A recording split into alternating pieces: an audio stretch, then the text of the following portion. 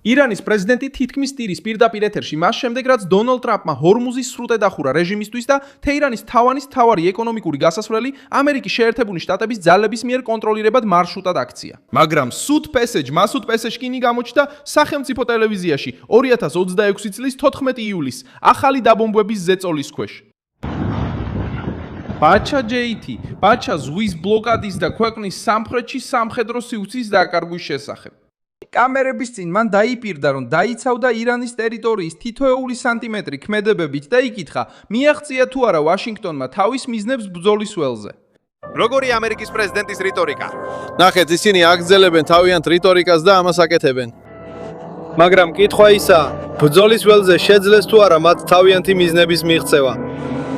ადამიანები, რომლებმაც გადაწყვიტეს ჩვენი ირანის დაყოფა ნაწილებად, საბოლოოდ სად მივიდნენ თავიანთი გეგმებით? პრაქტიკაში ჩვენ დავიცავთ ჩვენი მიწის თითოეულ სანტიმეტრს ჩვენი რწმენებისა და შეხედულებების საფუძველზე. და ეს უხეში სიტყვები, რასაც ისინი ამბობენ, მათ შეეფერებათ და არა ჩვენ. და როგორ ხედავთ მომავალ გზას ირანელი ხალხისთვის? ჩვენი პირველი ნაბიჯია უზრუნველყოთ, რომ ერთიანობა და შიდა ერთსულოვნება შენარჩუნდეს. ნებისმიერი სიტყვა ან ქცევა, რომელიც შეიძლება საზოგადოებაში დაყოფას გამოიწვიოს, საბოლოოდ ეს ჩვენს ძალას დაასუსტებს. სიტყვით გამოსვამ სიმტკიცის ჩვენებას სცადა, მაგრამ სინამდვილეში ზეწოლის მასშტაბი გამოავლინა. რამდენიმე საათით ადრე დონალდ ტრამპმა ირანის ყველა პორტის, ნავთობის ტერმინალისა და სანაპირო ზოლის ბლოკადა აღადგინა. ამ დროს რეგიონში 20-ზე მეტი სამხედრო გემი და ასობით ამერიკული თვითმფრინავი მოქმედებდა.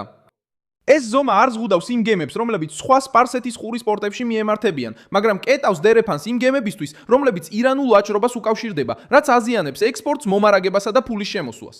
პირველი 17 საათის განმავლობაში ორი სავაჭრო გემი, რომელმაც ბარიერის გარღვევა სცადა, გადაამისამართეს.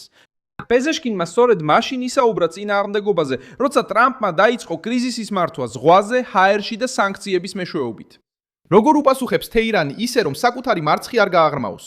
პეზეშკიანმა უპასუხა ტრამპის განცხადებას, რომ ირანის სამხედრო შესაძლებლობების დიდი ნაწილი განადგურებული იყო და სცადა ეს განცხადება შიდა ერთიანობის დაცვისკენ მიემართა. სახელმწიფო სააგენტო ირნამ დააფიქსირა, რომ პრეზიდენტმა იკითხა, სად მივიდნენ ისინი, ვინც ირანის გაყოფას ცდილობდა და დაჟინებით აღნიშნა, რომ პასუხი პრაქტიკაში გამოჩნდებოდა. განცხადება გაკეთდა თეირანში მოსახლეობის წინაშე, რომელიც თვეების განმავლობაში ომს, ეკონომიკურ ზეწოლას და სამხედრო დანაკარგებს განიცდიდა. ემოციური ტონი ზღვაში არსებულ მდგომარეობას არ ცვლის. ირანის მთავრობა სუვერენიტეტზე საუბრობს, მაგრამ ახლა უნდა დაამტკიცოს, რომ შეუძლია გემების გადაადგილება, ნავთობის გატიდვა და თავისი ძალების მომარაგება ამერიკული ზედამხედველობის პირობებში. დონალდ ტრამპმა 14 იულის გრინვიჩის დროით 20:20 საათზე ბლოკადა კვლავ დააწესა. ბრძანება ვრცელდება ნებისმიერი დროშის ქვეშ მსურავ გემებზე, რომლებიც ირანის პორტებში, ტერმინალებში ან სანაპირო ზონებში შედიან ან გამოდიან. ჰორმუზის სრუტე კვლავ ღიაა იმ გემებისთვის, რომელთა გამგზავრების ან დანიშნულების ადგილი ირანი არ არის.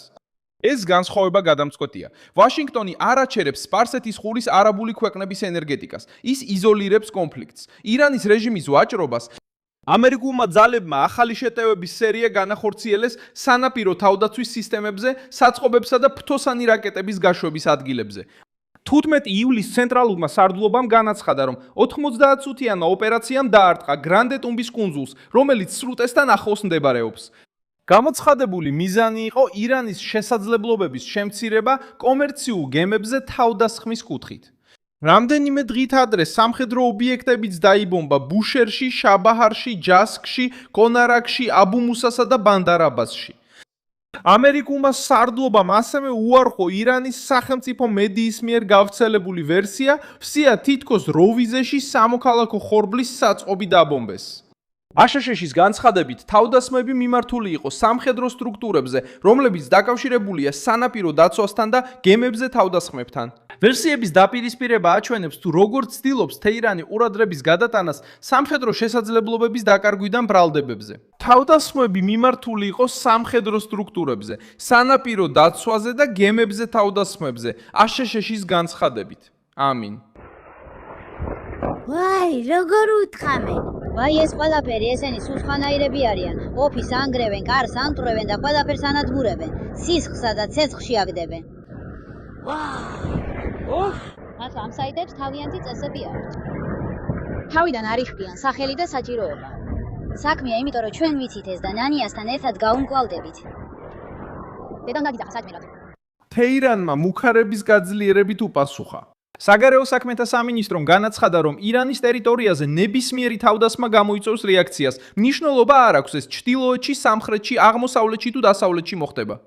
რევოლუციურმა გვარდიამ ასევე განაცხადა, რომ ქუვეითსა და ბაჰრეინში ამერიკულ ობიექტებზე მიიტანა იერიში.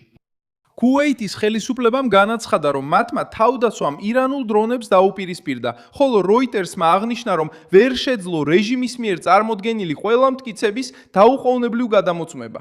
აფეთქებები და განგაშის სიგნალები ასევე დაფიქსირდა რეგიონის სხვადასხვა წერტილში, ხოლო ამერიკული ბაზები მზადყოფნაში დარჩნენ. ქუვეითზე, ბაჰრეინზე, ყატარსა და იორდანიაზე თავდასხმების გაფართოება აჩვენებს ირანის სტრატეგიას ზეწოლა მოახდინოს იმ ქვეყნებზე, სადაც ამერიკის შეერთებული შტატების ძალები არიან განთავსებული. პრობლემა პესახიანისთვის ის არის, რომ ამ სისტემაზე, ტერიტორიებზე ყოველი ახალი სროლა ზრდის რეგიონალურ მხარდაჭერას ამერიკული ძალების მიერ შეთავაზებული დაცვის მიმართ და აძლევს ტრამპს მეტ არგუმენტს ოპერაციის გახანგრძლივებისთვის. თეთრმა სახმა ასევე დაიწყო ირანული იარაღის უკან დგომი ფინანსური სტრუქტურის წინააღმდეგ ბრძოლა.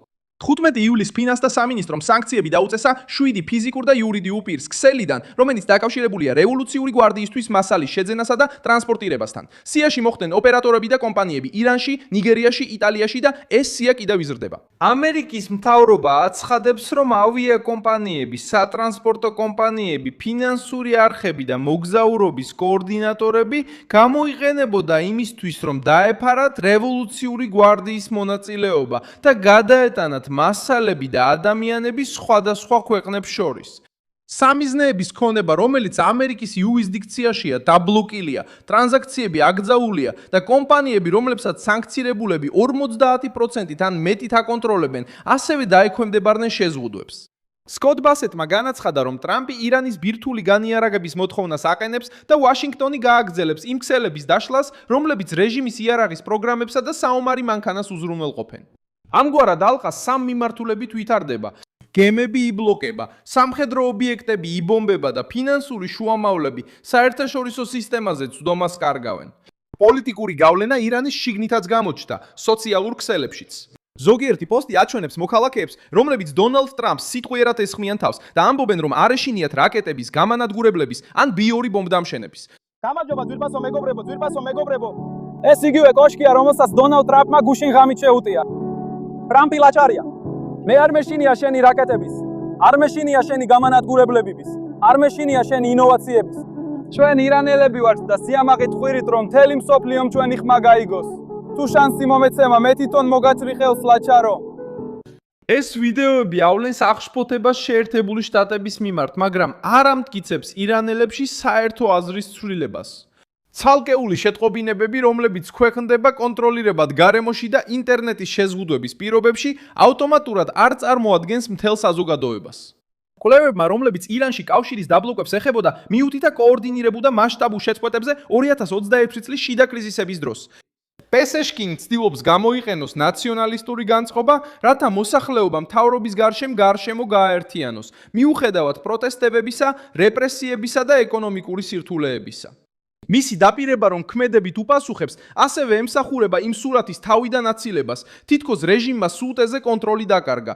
მაგრამ არსებობს დიდი განსხვავება კამერების წინ სუვერენიტეტის გამოცხადებასა და იმ სავაჭრო მარშრუტის ფუნქციონირებას შორის, რომელიც გარშემორტყმულია ამერიკული გემებით, თვითმფრინავებითა და სადამკვირვებლო სისტემებით. დონალდ ტრამპი ტოვებს დიპლომატიური გამოსავლის შესაძლებლობას, მაგრამ მკაცრი პირობებით. ვაშინგტონი მოითხოვს, რომ ირანმა შეწყვიტოს თავდასხმები გემებზე, უზრუნველყოს თავისუფალი გადაადგილება სრუტეში და განაახოს მოლაპარაკებები ბირთვულ პროგრამაზე. ამავე დროს ამერიკის პრეზიდენტმა დაიმუქრა, რომ გააფართოებს თავდასხმებს ელექტროსადგურებსა და ხიდებზე, თუ თეირანი უარს იტყვის შხვის შეთანხმებაზე. ნებისმიერი შეტევა ამერიკის გემებზე ან ობიექტებზე შეიძლება გამოიწვიოს დაბომბვების ახალი ტალღა და ბლოკადის კიდევ უფრო გამკაცრება. მოქმედებით პასუხის მიცემის დაპირებამ ირანის პრეზიდენტი დაუყოვნებლივი არჩევანის წინაშე დააყენა. იმოქმედოს და უფრო დიდი დარტყმა მიიღოს, თუ უკან დაიხიოს ჰორმუზში შექმნილი ალყის წინაშე. დიდი მადლობა, რომ ეს ვიდეო ბოლომდე ნახეთ. მხარი დაუჭირეთ ჩვენს პროექტს და ფინანსურად დაგვეხმარეთ თქვენს ეკრანზე მოცემული ფიქსის გასაღების საშუალებით. ჩვენ ვარ დამოუკიდებელი არხი, რომელიც მიზნად ისახავს თქვენთვის სიმართლის მიწოდებას. თქვენი დახმარება გვეხმარება საქმიანობის გაგრძელებაში. მადლობთ.